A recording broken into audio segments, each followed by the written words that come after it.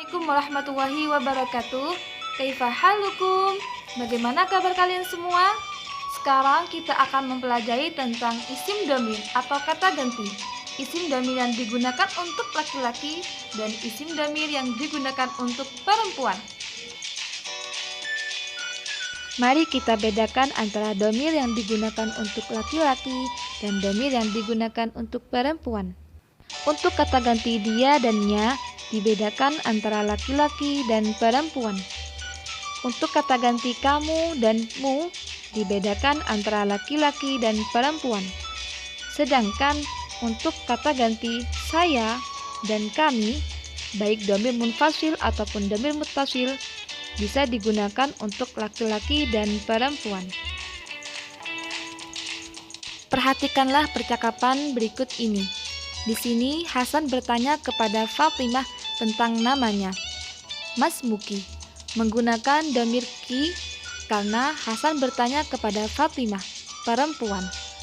Kemudian untuk menjawabnya menggunakan ismi, namaku, menggunakan dhamir ya sukun.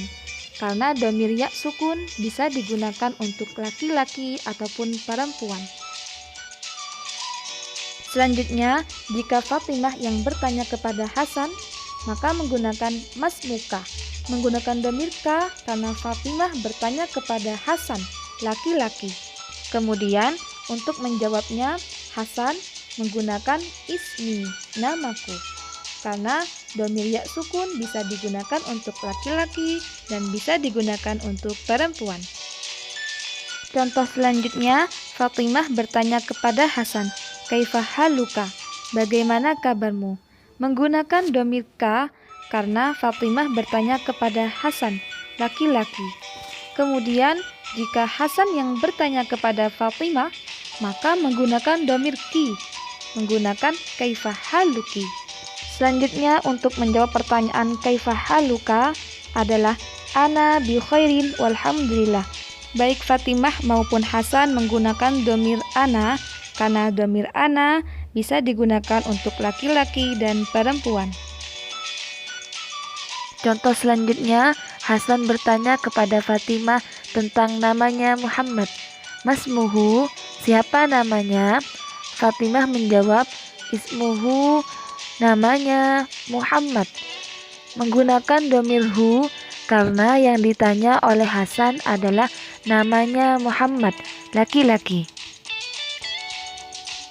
Contoh selanjutnya, jika Hasan bertanya kepada Fatimah tentang namanya perempuan, maka menggunakan dhamir ha.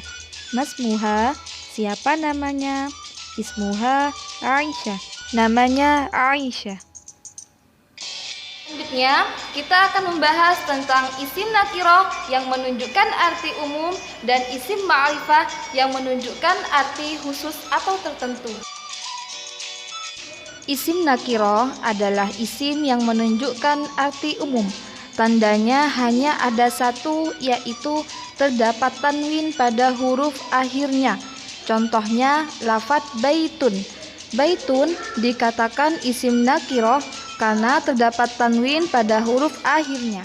Kemudian lafadz masjidun disebut dengan isim nakiroh karena terdapat tanwin pada huruf akhirnya. Isim ma'rifah adalah isim yang menunjukkan arti tertentu atau khusus. Tandanya ada 3. Yang pertama adalah terdapat alif dan lam atau al.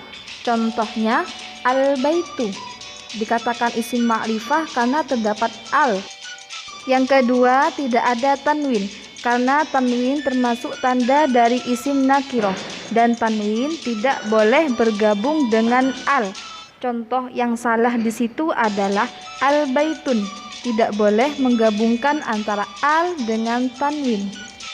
Yang ketiga, terdapat isim dhamir, maka tidak perlu adanya al. Contohnya baituka. Baituka dikatakan isim ma'rifah karena terdapat dhamir ka. Kemudian tidak boleh menggunakan al, contohnya al-baituka, karena ketika sudah terdapat dhamir maka tidak perlu adanya al. Cara membuat isim nakiroh menjadi isim ma'rifah. Contohnya lafadz baitun. Lafadz baitun disebut dengan isim nakiroh karena ada tanwin pada huruf akhirnya.